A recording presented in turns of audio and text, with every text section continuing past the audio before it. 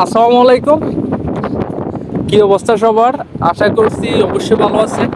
আলহামদুলিল্লাহ, আপনাদের দোয়ায় আমিও ভালো আছি। এই যে আজকের ওয়েদার নিয়ে কিছু কথা বলবো আর কি। দেখতে পাচ্ছি 3 নম্বর সতর্ক সংকেত দেখিয়ে যেতে বলা হয়েছে, মানে এমন নিউজ দিয়েছে খবরে আর কি। তো আজকের পানির গতি এতটাই বেড়ে গেছে যে ওই যে কয়েকটানি বড়, এই যে আশেপাশে যেগুলো বড় দেখা যাচ্ছে পানির বড়, সব বড় কিন্তু ডুবে গেছে। এমন পরিস্থিতি, এমন এমন পরিস্থিতি অবশ্যই আমরা কখনোই দেখিনি।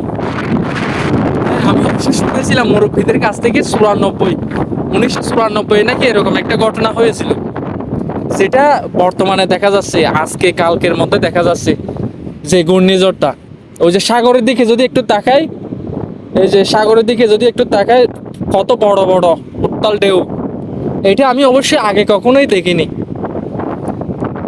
অবশ্যই আমাদের কক্সবাজার রূপবতী, কক্সবাজার বলতে পুরো কক্সবাজারের অবস্থা খুবই খারাপ। আমি এইটুকু বলতে পারি, আসলে কিছু কারো কিছু করার নাই, আল্লাহর করতে হবে যা করার। তো আপনারা সবাই দোয়া করবেন, আমরাও তো অসংখ্য দোয়া করতেছি আল্লাহ যেন এই বিপদটা আমাদের থেকে সরিয়ে নেয়।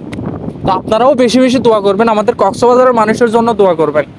যে একটু অবস্থা, অন্তত আজকে 200 হানার বড় ডুবে গেছে। এই যে আমাদের খাল বিল ডুবে গেছে, কালের অবস্থা দেখো, বিলের অবস্থা দেখো। আর কিছু আরেকটু হলে এখন 3 নম্বরের সতর্ক সংকেত, 4-5 হলে তো আমাদের বাড়িঘর সবই ডুবে যাবে। এরকম একটা সিচুয়েশনে আছি আমরা, অবশ্যই খুবই আতঙ্কে আছি আমরা। আপনারা অবশ্যই দোয়া করবেন আমাদের জন্য।